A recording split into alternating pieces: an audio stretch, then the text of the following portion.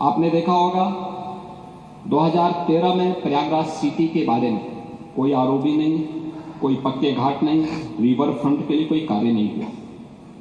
लेकिन हमारी सरकार को ये सौभाग्य जाता है कि 2019 में हमने 9 आरओबी और 6 अंडरपास बनाए थे और 2025 में हमारी सरकार ने जो पैसा वहां खर्च किया उसमें प्रयागराज सिटी के अंदर 14 फ्लाईओवर बनाए हैं, 14 नए फ्लाईओवर बनाए हैं, 9 उसमें पक्के घाट बनाए हैं, 7 रिवर फ्रंट रोड का निर्माण किया गया है। अस्थायी घाट 2013 में केवल 4 किलोमीटर का था, इस बार जो अस्थायी घाट बने हैं वह 12 किलोमीटर का बनाया गया। शटल बसेज आप लोगों ने 2013 में एक भी नहीं चलाई थी, याद करना। ये शटल बसेज ही फ्री में श्रद्धालु जनों को कुंभ के नजदीक क्षेत्रफल में संगम के आसपास के क्षेत्र तक पहुंचाती है, एक भी नहीं थी। इस बार 550 बसेज केवल शटल बसेज हैं जो श्रद्धालु जनों को वहां तक पहुंचाने का काम कर रही है।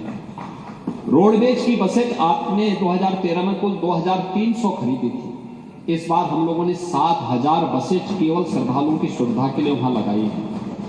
बस स्टैंड आपके समय में मात्र 3 थी, हमने 7 बनाए हैं।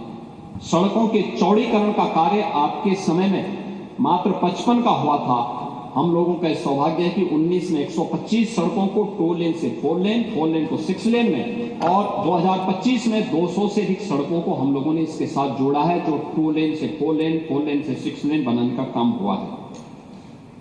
नालों की स्थिति एक बड़ी चर्चा इसमें हो रही है और मैं सोच रहा था कि हो सकता है कि कुछ माननीय सदस्य इसके बारे में यहां चर्चा भी हो सकता करेंगे, लेकिन हो सकता उनका संज्ञान नहीं आया होगा। और है जिस प्रकार का दुष्प्रचार लोग करने में लगे हैं, उत्तर प्रदेश को, महाकुंभ को, सनातन धर्म को बदनाम करने के लिए, देश को बदनाम करने के लिए जो साजिशें रचने वाले तत्व हैं वे लगातार इस प्रकार का दुष्प्रचार करते हैं। पहले मैंने कहा ना, जो काहिरा में अग्निकांड की घटना को प्रयागराज के साथ जोड़ना, नेपाल की घटना को, झारखंड की घटना को, या वेस्ट बंगाल की घटना को, या देश के अंदर की किसी बड़ी दुर्घटना को प्रयागराज के साथ जोड़ना, इस प्रकार के लगातार वीडियो सोशल मीडिया हैंडल के माध्यम से, डिजिटल मीडिया के प्लेटफॉर्म पर भी आप देख सकते हैं। ऐसे ही जल की गुणवत्ता के बारे में भी प्रश्न खड़े करने के प्रयास हुए। याद रखना 2013 में बायोरेमेडिएशन या जियो ट्यूब की व्यवस्था बहुत सीमित थी और परिणाम क्या था? पूरा कुंभ अव्यवस्था, गंदगी और अराजकता का एक अड्डा हो चुका था। उस स्थिति को सोचिए जब मॉरिशस के माननीय प्रधानमंत्री 2013 में प्रयागराज महाकुंभ में पधारे थे और गंगा में गंदगी देख करके, अव्यवस्था देख करके, पॉल्यूशन की मात्रा को देख करके उन्होंने स्नान करने से इनकार कर दिया था।